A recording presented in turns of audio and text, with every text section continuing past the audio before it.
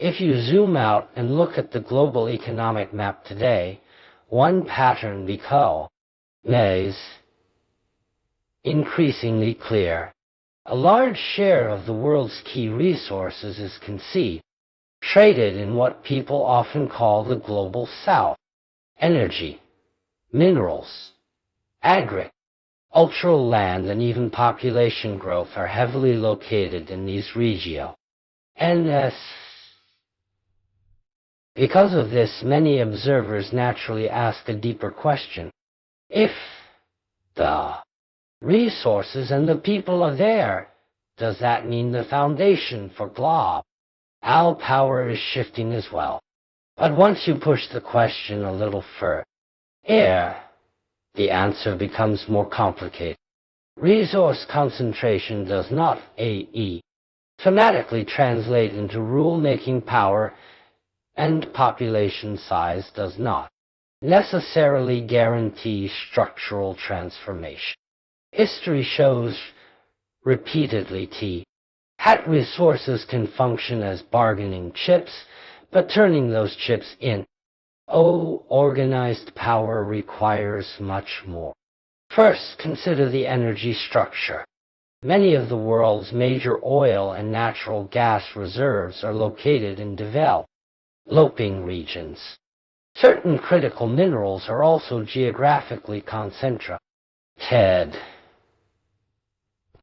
In specific periods, this concentration can indeed create pricing influence or bargaining power.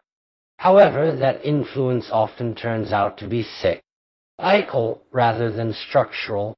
Without a strong industrial base or diversified economy, resource advantages alone rarely become lasting institutional power. Then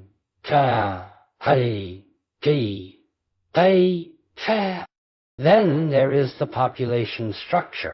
Many developing regions have young and growing populations, which means labor supply and potential demand. During industrialization phases, this can be a powerful advantage.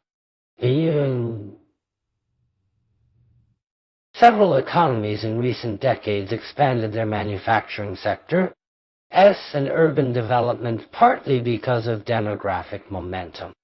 But population alone does not automatically create economic weight.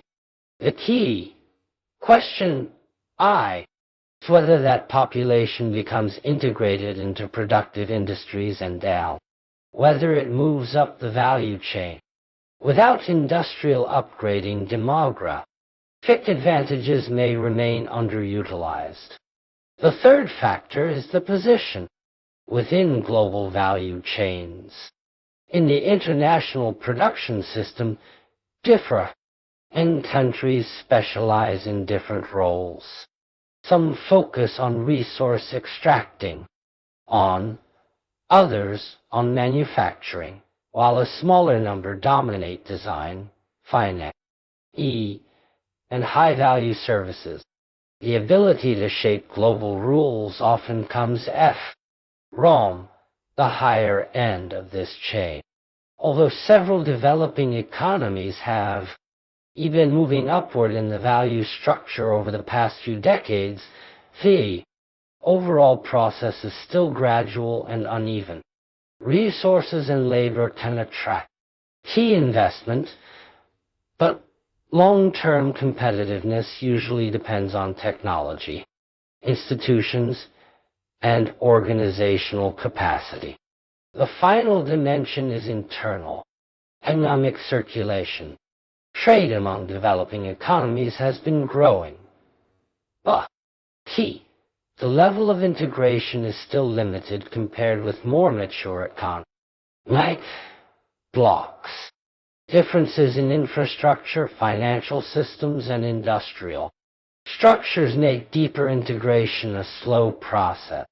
In other words, the net aerial weight certainly exists, but transforming that weight into organized Power requires coordination across many systems.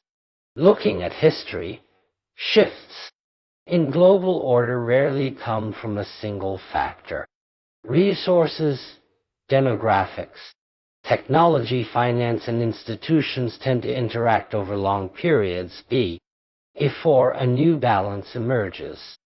The global south today clearly carries increase in material weight, but whether that weight will eventually become institutional power depends on how effectively those resources and populations are organized within broader economic systems.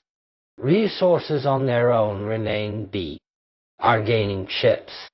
Only when they are combined with industrial capability, institutional capacity, and economic integration can they begin to shape global order.